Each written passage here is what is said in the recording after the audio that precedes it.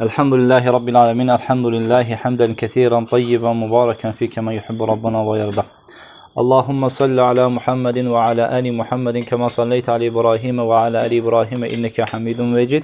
Ve barik ala Muhammedin ve ala ali Muhammedin kema barekte ala İbrahim fil alemin inneke hamidun mecid. Mevzumuz Allah Nebisi sallallahu aleyhi ve sellemin səhih sirası. Yani Peyğəmbərimizin sallallahu aleyhi ve sellemin həyat tərzi ve onun yaşadığı, başına gəldiyi hadisələr. Sonuncu mövzumuz oydu ki, Peyğəmbərimizə sallallahu aleyhi və səlləmə vəhyi necə gələrdi və vəhiy gəldikdə Peyğəmbərimiz hansı hallar keçirərdi? Aydındır, bundan biraz bəhs edək. Bu mövzu, indiki bugün təzə mövzumuzun elə bir bu təzə mövzu bunun elə bir ardıdır. Keçən mövzumuz ardıdır. Elə bir üst-üstə düşür. Burada necə vəhiy gələrdi? Hansı formada vəhiy gələrdi? Yəni vəhiy gəldikdə Allah Nəbisi sallallahu aleyhi və səlləm halı necə olardı? Biz ondan danışdıq. Necə olardı halı? Peyğəmbərimiz sallallahu aleyhi və səlləm deyir ki, Peyğəmbərimizə bəzən vəhiy zəngin səsi kimi cingiltili bir səslə gələrdi. Və bu da gələn vəhiylər içərisində ən şiddətlisi, ən ağır olan olardı. Bəzən də deyir ki, Peyğəmbərimiz sallallahu aleyhi və səlləm vəhiy əmən ki, o vəhiy mənə bir kişi cildində gələr və mənə danışar və o getdikdən sonra mən onu əzbərləyərdim. Bu vəhiyin gəlmə forması idi və Peyğəmbərimizin sallallahu aleyhi və səlləmin keçirdiyi hallar. Və əvvəl oxumuşluq dedi ki, Peyğəmbərimizə sallallahu aleyhi və səlləmə soyuq günlərdə vəhiy gələrdi və soyuq olmasına baxmayaraqdan vəhyin ağırlığı, vəhyin yəni daşımasının ağırlığı, çünki bu Allah tərəfindən göndərmiş bir əmirdir. Onun deyir, Peyğəmbərimizin sallallahu aleyhi və səlləmin o vəhyin ağırlığından və yaxud da ki, məsuliyyətindən, keçirdiyi haldan alnında tərcənəcikləri görünərdi. Və başqa bir rəvayətlərdə oxuduq ki, Allah Nəbisi sallallahu aleyhi və səlləminə vəhiy gəldikdə, o dəvəsində olduğu halda, minində olduğu halda vəhiy gələrdi və Peyğəmbərimizin sallallahu aleyhi və səlləmin dəvəsinin boynu əyilər ağırlıqdan və bəzən Peyğəmbərimiz sallallahu aleyhi və səlləm vəhiy nazil olduqda, mini üstündə olduqda miniyə əziyyət verməmək naminə yerə düşərdi. Hətta Peyğəmbər deyir ki, orada hətta dəvənin deyir, belə deyək, bu sümükləri deyir, topuğunu əzib deşəsi kimi hal alardı. Yəni, bu başqa bir rəvayətdə vəhiy katiblərindən var idi. Zeyd ibn Səbit. Deyir ki, Peyğəmbərimiz sallallahu aleyhi və səlləm vəhiy gəlməzdən öncə Peyğəmbərimizin bud nayəsi mənim bud nahim üzərində idi. Bu zaman hiss edim ki, Peyğəmbərimizə sallallahu aleyhi və səlləmə vəhiy nazil oldu və bu zamandır ki, mən deyir, ayağımın deyir, onun ağırlığından əziləcəni hiss etdim. Yəni, az qalsın deyir ki, qorxdum ki, əzilsin. Başqa rəvayətdə nələr oxumuşduq? Allah Nəbisi sallallahu aleyhi və səlləmə necə olardı vəhiy gəldikdə? Bunu sonda qeyd etdik ki, dedik ki, bu cür ağırlıq, bu cür hisslər keçirməsi Peyğəmbərimizin sallallahu aleyhi və səlləmin onun öz hissiyyətini itirməz idi. Yəni, özündən getməz idi. Aydın, çünki bizdə bəzən elə bir ağırlıq çökə bilər ki, özümüzdən gedə bilərik. Lakin deyir ki, burada Peyğəmbərimizə vəhiy gəldikdə onun hissiyyətini itirməz idi. Hətta məsəl üçün əlində su içi olsa belə və bu rəvayətin daha deyək ki, rəvayətdə olduğu kimi əlində ət var idi, yerdi. Bu zaman Peyğəmbərimizə vəhiy gəldi və əti əlindən yerə qoymadı və yerə düşmədi. Yəni, bu ona dəlalətdir ki, vəhiy gəldikdə Allah Nəbisinin sallallahu aleyhi və səlləm halı dəyişsə, ağırlıq çöksə belə, yəni öz hissiyyatını, yəni görmə, eşitmə, tutma, əl bu kimi hissiyyatları itirməz idi. Aydındır. Sonra da deyilir ki, Peyğəmbərimizə sallallahu aleyhi və səlləm vəhiy gəldikdə, bunu görən sahabələr, hansı ki, İbn Ömərdən, Ömər radiyallahu anhudan o sahabəyə deyir ki, sən deyir ki, Allah Nəbisi sallallahu aleyhi və səlləm vəhiy gəldikdə görmək istəyirsənmi? O zaman Peyğəmbərimiz vəhiy gəldikdə deyək ki, insanlar onun halını görməsin deyə Peyğəmbərimiz üzərinə örtü örtərdi və sahabə gəlib bunu araladıqda Peyğəmbərimizin üzünün qızardığını və halının dəyişdiyini görərdi. Bu da Peyğəmbərimizə vəhiy gəldikdə Peyğəmbərimizin halının dəyişməsi idi. Bugünkü mövzu isə Artıq vəhiy gəldi. Və bu vəhiy gəldiyi anda, yəni ayələr oxunur Peyğəmbərimizə sallallahu aleyhi və səlləm. Və Peyğəmbərimiz sallallahu aleyhi və səlləm bildiyimiz kimi oxuma yazma bilməz idi. Və bundan öncə də vəhiy nazil olmayıb ki ona, və yaxud da ki ata-anasından elə bir təlim almayıb ki, sənə vəhiy gələcək nə vaxtsa, sən bu halları tələsmə də və s. bu kimi hallar yaşanmayıb. Və Peyğəmbərimiz sallallahu aleyhi və səlləm təbii insan xarakteri üzərə vəhiy gəldikdə ilk onu nə eləmək istəyirdi? Vəhiy mələyi gəlib onu vəhiy oxuduğu anda Peyğəmbərimiz onu eyni ilə təkrar edirdi. O oxuyur, onu bəbər təkrar edir, hətta qorxardı ki, unutsun. Mövzumuz budur ki, Peyğəmbərimizə sallallahu aleyhi və səlləmə vəhiy gəldikdə, artıq vəhiy nazil oldu, ayə gəldikdə Peyğəmbərimiz Allah tərəfindən nə ilə tənbih olundu? Nə ilə tənbih olundu? Bu da Qiyamə surəsinin 16-19-cu ayələr arasında Allah təala buyurur ki, "La tuharrik bihi lisanaka lita'jala bih." Ey Muhammed, sən onu tələm-tələsik əzbərləmək üçün dilini tərpətmə. Yəni vəhiy mələyi gəldikdə ki, oxuyur məsələn sənə filan ayələri, onu yadından çıxartmaq qorxusu ilə tələm-tələsik əzbərləməyə çalışma. İnna aleyna cem'ahu və Qur'an. Şübhəsiz ki, sənin qəlbində onun qərar tutmaq və dilində onu oxunması bizə aiddir. Bəzi xüsusiyyətlər var, sənə aiddir, onun təbliğatçılığı, onun insanlara çatdırılması, bəyanı, insanları təhsir edilməsi, bu sənin üzərinə düşən yükdür. Və ya da sənin üzərinə düşən məsuliyyətdir. Lakin bizim üzərimizdə sənə vəhiy verdikdə, sən qorxma, tələsik onu əzbərləyib, sonra bu getdikdə unutmaqdan qorxma, deyir. Deyir ki, o şübhəsiz ki, qəlbində onun qərar tutmaq və onun dilində oxunması bizə aiddir, deyir Allah Teala. Bu mükəlləfiyyətdir. Baxın, bunu Allah Teala özünə zamin götürür. Ki, biz sənin qəlbində onu, hətta Bəqara surəsi bütövlük və ya da ki, Məidə surəsi bütünlüklə nazil olsa belə, ayələrin uzun, mənaların fərqli-fərqli, ayələrin qarışıq olmasa baxmayaraqdan, sənin onu əzbərləməyin, sən oxumağın bizə aiddir. Aydındır. فَإِذَا قَرَأْنَهُ فَاتَّبِعْ قُرْآنَ. Biz sən onu oxuduqda, sən onun oxunuşunu izlə. Necə oxunur? ثُمَّ إِنَّ عَلَيْنَا بَيَانَ. Sonra onu sənə bəyan etmək, açıqlamaq bizim üzərimizdə. Deyə Allah Teala burada Peyğəmbərimizə bildirir ki, sən onu tələm-tələsik öyrənməyə çalışma. Başqa ayədə Allah Teala buyurdu ki, Taha surəsində 114-də وَلَا تَعْجَلْ بِالْقُرْآنِ مِنْ قَبْلِ أَنْ يُقْضَ إِلَيْكَ وَحْيُهُ وَقُلْ رَبِّ زِدْنِي عِلْمًا. Yəni, Qur'anın ayələrinin vəhiy sənə nazil olduqda, yəni sənə vəhiy ayələrimiz tamamlanmayınca, nazil olub tamamlanmayınca onu oxumağa tələsmə. Aydındır. Məsələn, gəlir 5 dənə ayədir.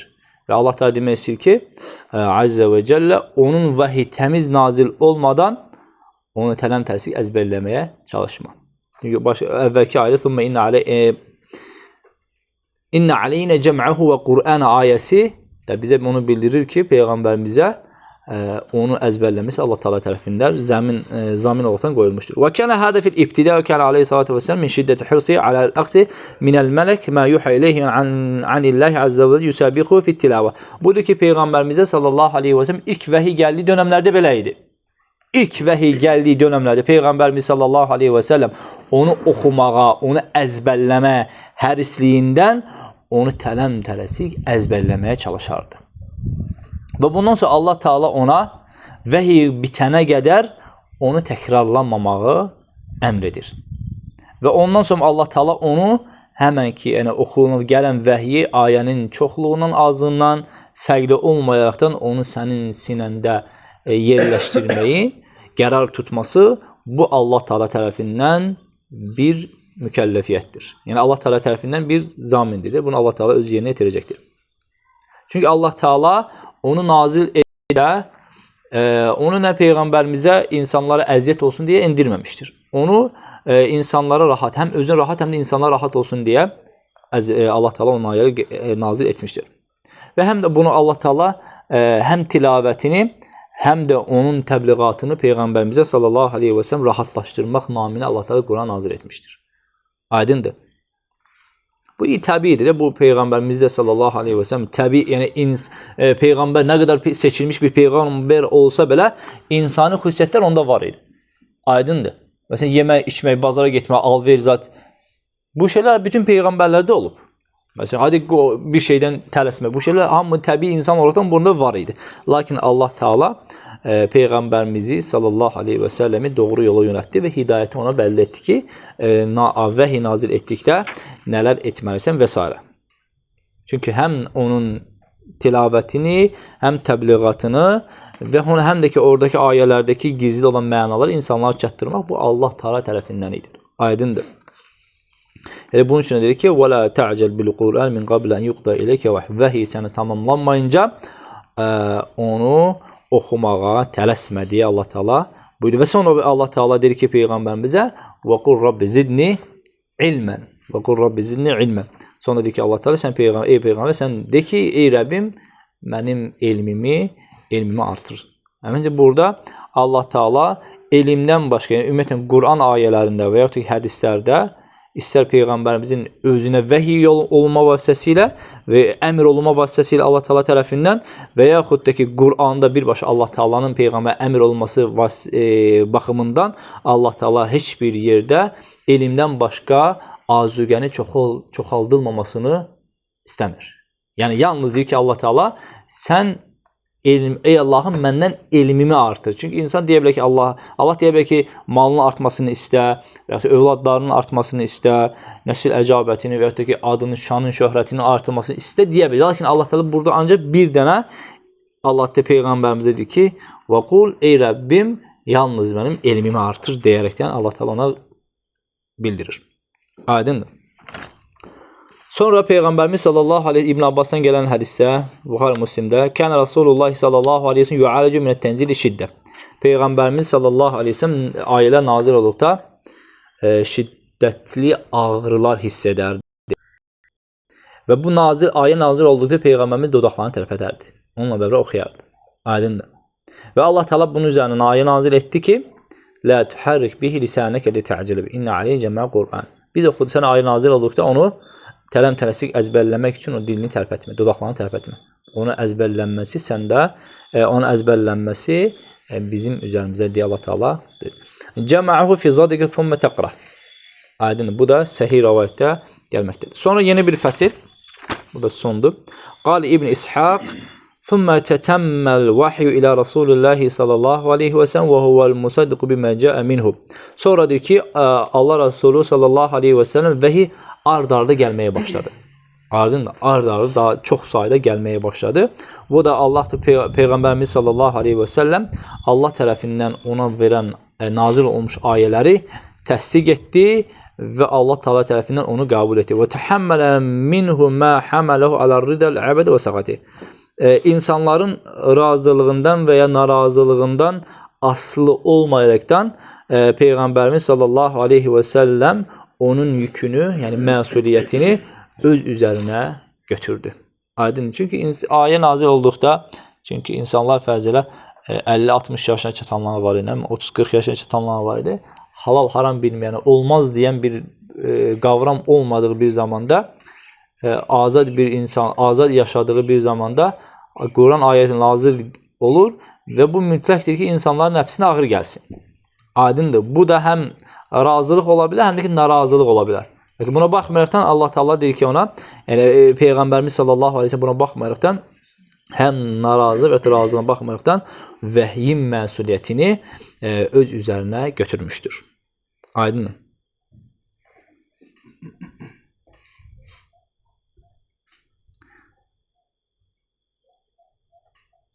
Çünki bu yükü yalnız Allah Teala'nın yardımı və müvəffəqiyyəti ilə elçilər bunu səbr edərdilər.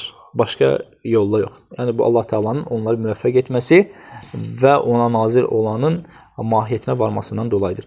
Fəmada Rasulullah sallallahu aleyhi ve sellem ala ma əmərallah bihi ala ma yulqa min qavmihi min xilafil vəl ədə. Bundan sonra Peyğəmbərimiz sallallahu aleyhi ve sellem Allah Teala ona əmr etdiklərini öz qövmünə göstərdikdə müəyyən bir xilaflar, müəyyən bir əziyyətlərə qatlandı.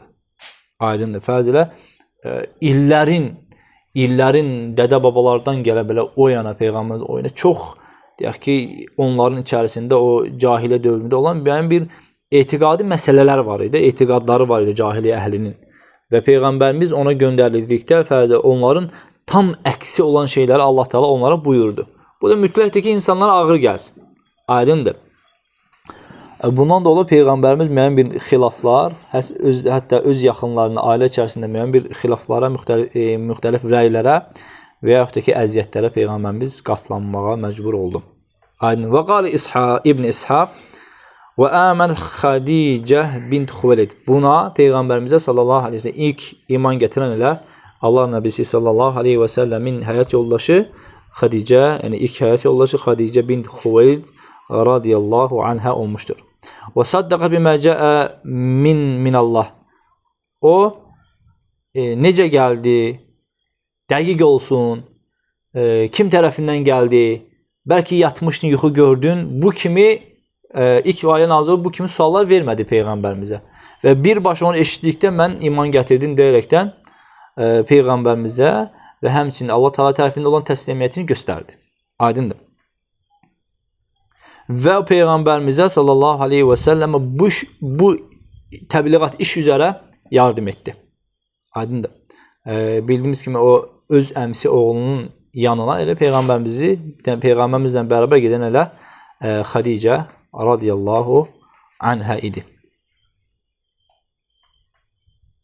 Bu da yəni Xadicə bint Xuveylid radiyallahu anhə Allah Nəbisi sallallahu aleyhi Allah'a və həmçinin Peyğəmbərimizin Peyğəmbərliyinə iman gətirən kimsələrdən olmuşdur. Belə insanların da haqqı, ədaləti və ya onların dərəcəsi o zamanda üstün olduğu kimi indiki zamanda da öz aramızda da deyək ki, sünnəni və ya namazı tez başlayanlar və ya ki, səbiqunəl əvvəlun üstün olmalıdır. Onların haqları daha üstündür. Aydın. Çünki siz deyək ki, elə İslamdan xəbərin olur deyə o halal haramdan hədd hüdudlar tanınmadığın bir dönəmlərdə müəyyən bir kimsələr onlar o şeylərdən daha öncədən əl çəkmişdilər.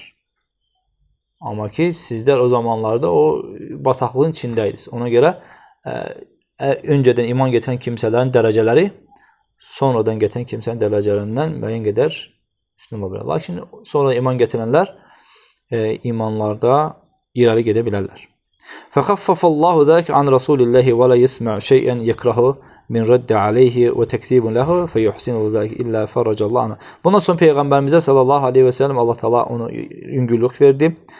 Ona olan əziyyətləri, ona olan yalanları Peyğəmbərimiz səbr etdi.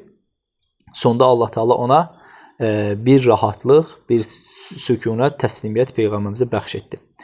İz raca ileyhə تثبتت وتخفى عنه وتصدقه وتهون عليه əmrinə radiyallahu anhə və bundan sonra Peyğəmbərimizə sallallahu aleyhi ve sellem həyat yoldaşı ona yəni təsdiq etdi, onu yalanlamadı və s. şeylərdə Peyğəmbərimizə kömək etdi. Qala və haddətən Hişam ibn Urva an əbihi an Abdullah ibn Ca'fir qala Rasulullah sallallahu aleyhi ve sellem. Burada bu hədisdə Xadicə radiyallahu anhənin fəzilətinə dair rəvayətdir ki, burada deyir ki, Peyğəmbərimiz sallallahu aleyhi ve sellem Umirtu ən ubəşşirə Xadicətə beytin min qasab.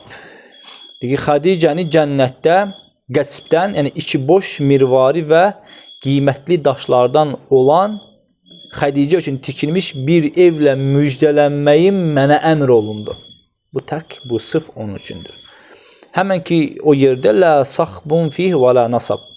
Orada nə səskü, nə də ki bir yoğunçuluq olmayacaqdır deyə belə bir rəvayət olmaqdadır. Və hədə hadisun məxrəcə min sahihayn min hadisi Hişam qala İbn Hişam el-qasab və huna el-u'atu el-cuf. Bu da həmçinin Buxari Müslim keçən rəvayətdir. Bunun da mövzumuz sona çatdı.